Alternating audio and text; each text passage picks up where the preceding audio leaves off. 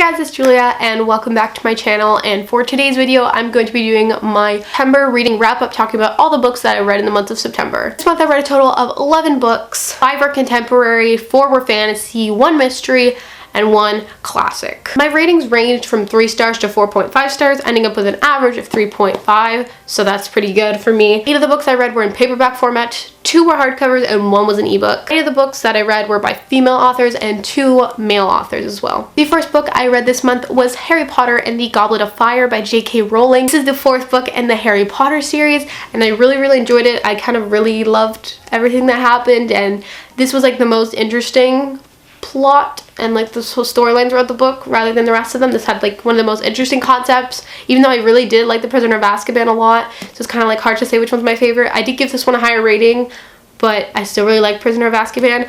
I ended up giving this a 4.5 out of 5 stars. I adore the characters in the world, and if you don't know, it's my first time reading this series, so it's all new to me, so it's really lovely reading it, and yeah, it's like my baby, like, wow. So if you haven't read Harry Potter yet, I'd highly recommend it, so yes.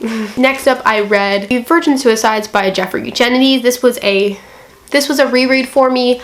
This book is about the 5 Lisbon daughters who all commit suicide, and this is basically created by some boys who lived across the street from these girls and who kind of observed them and saw all this happen, and it's about them years and years later. They tell the story from when they were younger and all this was happening, and they still try to put the pieces together, and it's just so beautifully told. I can't even. I have a whole book review on this if you want to hear more of my thoughts, but it's so lovely. The writing's absolutely amazing.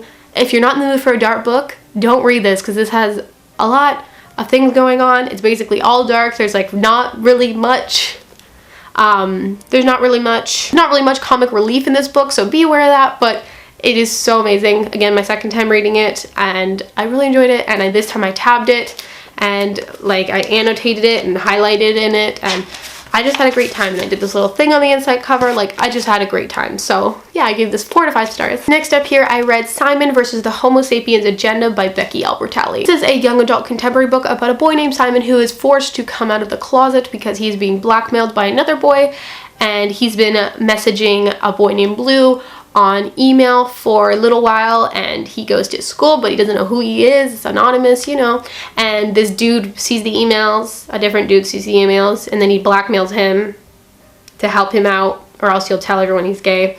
He's not ready to do that yet. You get it. It was really good. It was cute. I liked the story, and I liked Simon and some of the other characters as well. My only issue was I wasn't loving it at first. It took me a while to kind of get into it and to like really enjoy it. Beginning, I really did like reading the emails, but other than that, it took me a while to get into it, and I was kind of like, isn't this supposed to get better? But it did overall get better, and I did enjoy it, so I gave it 4 out of 5 stars. Next up here, I read Tricks by Hopkins. This book has a lot of trigger warnings, so if you are triggered by a lot of things, please keep that in mind. I don't know them off the top of my head, but there is a ton. So this book is basically mainly deals with teenage prostitution. We follow 5 characters, some female, some male, some straight, and some gay, and they all somehow get involved in this industry, and it's about how they got there, who they were dating, how they felt about love, how they felt about sex, that kind of thing. It was really insightful. It was really powerful, and it's written in verse, so it's not as like chunky as it looks. I thought it was like a really interesting way to write it, and it was nice having so many perspectives. At times it was like a little tricky to follow though, because some of them are hard to distinguish, but most of them were okay. But I feel like even people who love dark books can really be intimidated by this and really overwhelmed. So just keep that in mind. That does deal with a lot of subject matter. It's important, but it just wasn't my kind of book, so I did end up giving it 3 out of 5 stars. Next up here, I read Killer Instinct by Jennifer Lynn Barnes. This is the 2nd book in the Natural series. Book 1 was The Naturals, and these books are about these teenagers who have natural abilities, and they help the FBI out to solve crimes, and they have natural abilities. Like, one of them's like a walking dictionary, and like she just knows statistics off the top of her head. One of them's amazing at reading body language. One of them's a lie detector, that kind of thing. So it's about them, and there's a lot of things going on, and it's so interesting. The cases are really good, and there's a lot of like drama. There's kind of a love triangle too, but it's a good series. I gave it 3.75 out of 5 stars, this one. And I will be continuing with the 3rd book once the paperback comes out because I kind of like collecting these in paperback. The third book is out, but it's only in hardcover right now, so I'm waiting. And next up here I have The Raven Boys by Maggie Steviater. My buddy read with Kayla from Literature Reads channel, linked down below, but I also did a book review for this, so if you are interested in that, you can check that out. But basically this book is about a girl named Blue who lives with psychics and sort of has her own abilities as well. And it's kind of hard to describe what genre this is exactly and where exactly it fits, but there's these boys that she becomes friends with, the Raven Boys, and it's so whimsical and so magical and so nice. Please check it out if you haven't already. I'd highly recommend it. I thoroughly enjoyed it. It is like slower paced, but it's like worth every second, so please read it. And I gave this book a 4 out of 5 stars. Next up here, I read Too Late by Colleen Hoover, which this was a story that she wrote on Wattpad, hence the one ebook that I did read this month. This book is really complicated. It does have a lot. It's about a girl who is dating a drug dealer and she lives with him, and she was wanting to get out of this relationship for a little while now.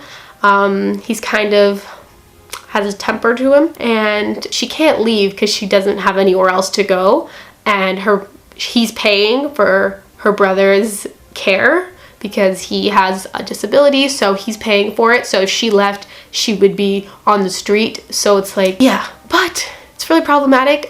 She goes to school still, and she meets a boy there that she kind of likes, and then he comes to her boyfriend, and it's like, oh, okay, the boy that I saw in class is now working with her drug dealer friend. Problematic. Yeah, it's really complicated. It's about romance and abuse, and those are not two things that go together, hun. Please just keep that in mind. They don't go together, okay?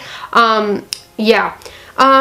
It's an important book, but I do think there's better books out there that deal with abuse, and some of the things that happen I just don't think should have been done, or that I don't think are realistic. And like a lot of people can say like it's realistic because it can happen. I'm not saying it doesn't happen, but it's unlikely that it just happens like to like everybody, you know what I mean? But just one of the resolutions to it.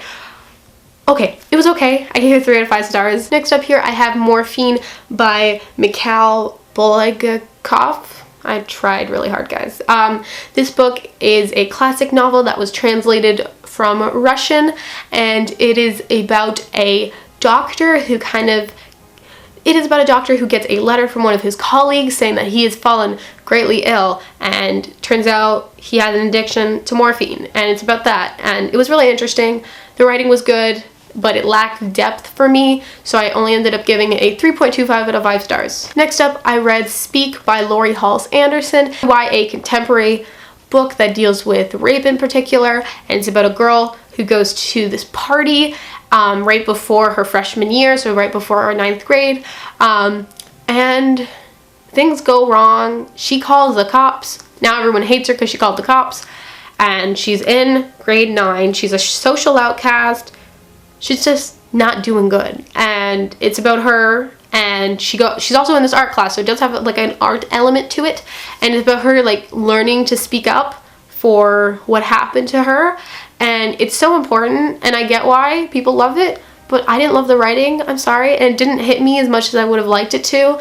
The message by the end was clear and important, but like the overall story, I wasn't loving it while I was reading it or something. Like, I don't know, it lacked something for me, so I ended up giving it a 3 out of 5 stars. Next up here, I have Shadow and Bone by Leigh Bardugo. This is the first book in the Grisha trilogy.